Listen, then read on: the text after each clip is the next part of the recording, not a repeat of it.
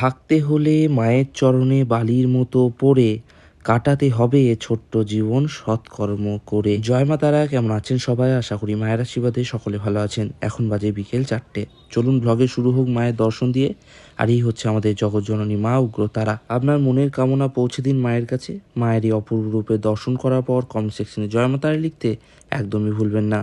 আজ এক দাদা এসেছেন মায়ের কাছে পুজো দেওয়ার জন্য। সবাহ্য অভ্যন্তর সূচি নমসূচি নমসূচি নমসূচি। দাদার পুজো সম্পন্ন হলে দাদাকে নিয়ে এলাম যজ্ঞের স্থানে। তিনি তার পরিবারের মঙ্গল কামনায় একটি যজ্ঞ করছেন মন্দির চত্বরে।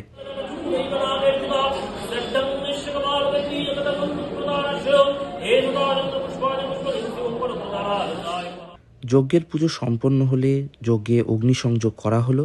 দাদারা এখন তাদের পরিবারের মঙ্গল কামনায় এই যজ্ঞের মধ্যে আহুতি দেবেন।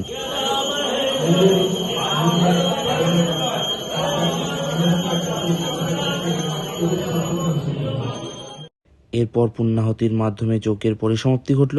আশা করছি আজকের এই ছোট্ট ব্লগ আপনাদের ভালো লেগেছে। প্রতারণার চক্করে না পড়ে সঠিক যোগাযোগে তারাপীঠ আসুন, আপনাদের অনুভূতি অন্যরকম হবে। সকলে ভালো থাকবেন, সুস্থ থাকবেন। জয় মা তারা।